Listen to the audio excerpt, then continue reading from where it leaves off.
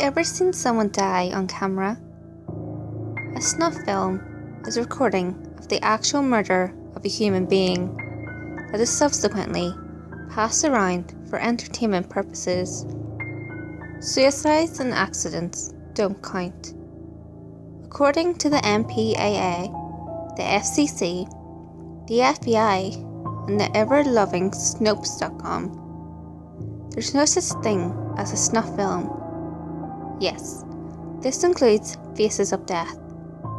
Anything you think might count as fake, falsified, are not made for that purpose, such as those tasteless videos you find on shock sites. This is a lie. There are, as best as anyone can tell, between 30 and 40 snuff films floating around out there. The earliest is a silent film on decaying nitrate celluloid, simply titled La Mort d'un Belle, and bears the date of 1896.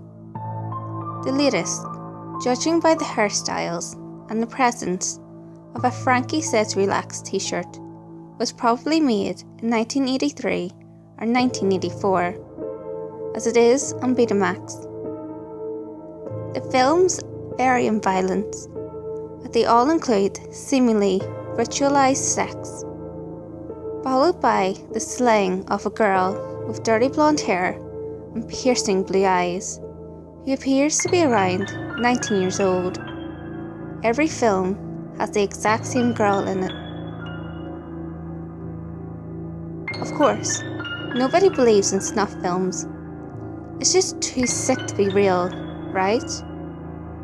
Nobody in their right mind would actively produce evidence against them like that, let alone make money off it. Al Goldstein, publisher of Scream magazine, has a standing offer of $1 million American for the one who can find a real, commercially sold snuff movie. The offer has been in place for years, and nobody has claimed it. And for good reason. I mean, you don't buy a carton of cigarettes and then sell it for half or a third of the price, do you?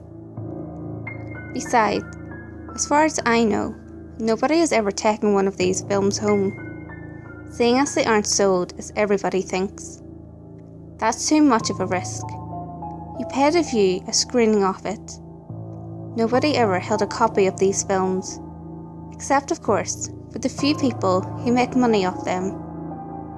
As far as I know, there are only 3, all male. Actually, the only females involved in these movies are the victims. Not all movies contain rape or sex of any kind, but it's not uncommon, especially with the few starring children as victims.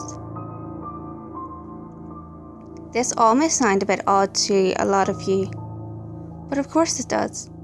It involves something that just can't exist, right? It is, though very hard to get to attend one of these screenings. You need to be invited, and everyone who's ever been invited has been invited by personal mail, i.e. not via the postal service. The letters are apparently drenched in some chemical that makes the paper dissolve after a certain amount of time outside the envelope, possibly in contact with air or light. I don't know. All I know is that these people are clever and they take their measures. If they knew who I am, they'd surely kill me. Maybe even make me into a movie star. Then I'd be shown in their little cinema. It's quite a dark place, seeing as the only lights are candles situated around the screening room. The entrance to the snuff cinema is that of a decrepit old factory, reminiscent of a slaughterhouse. The letter would have short instructions as to how to get to the screening room. The projector itself, apparently hooked to a recently bought DVD player, is powered by a car battery. I've been told the use to use a small gas engine back in the 30s. The chairs are the same old tables that were once used as slaughter benches.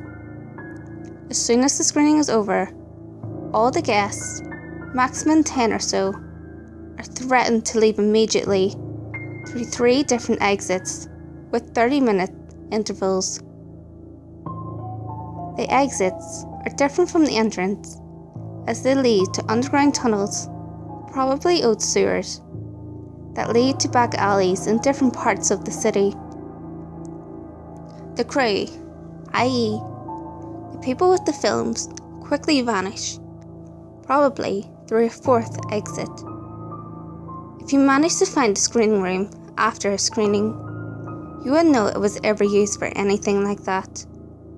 It just looks like a walk-in freezer with white walls, meat hooks still in the ceiling, and of course, the tables, still with obvious marks of old, dried blood. There are about 120 snuff films to be viewed in just this one cinema, and there are probably more throughout the world, each categorised by victim, method of killing, whether sex is involved, and whether it takes place pre or post-mortem, and by the level of brutality. At least one film is of young, blonde women being choked to death while performing an unwilling blowjob.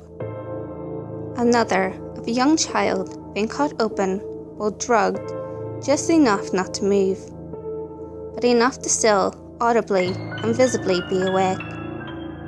Yet another is of a man hung upside down on a meat hook and having his testicles removed with a machete and force-fed them before he dies from blood loss. I could go on and on about these movies as I've seen a good portion of them. Why not? I have the money for it. The goriest film I've seen was that of a middle-aged, dark-haired woman having her hands, feet, arms and legs amputated while drugged. They sewed them crudely back on at the wrong extremities. The next cut showed her wriggling in terror as she tried standing up on her arm feet until she collapsed and vomited. A door behind her opened and a male figure swung an aluminium baseball bat at her head. On impact, the head bent and she let out a gurgling cry before going limp and silent. The angle of the camera changed and the man hit her head again, this time bursting it open with debris of brain matter. A crying child was then shown eating her eyes. It was the most satisfying movie I've ever made. Hey guys, if you enjoyed this video, give it a thumbs up and share it with your friends. You can also leave a comment below. All feedback, good or otherwise, is always appreciated. If you have any creepy stories of your own, or have any topics that you would like me to cover, feel free to send them in via any of my social media. You can find all links to my social media in the description below. Until next time guys, make sure you lock your doors, stay safe, and I'll see you next video.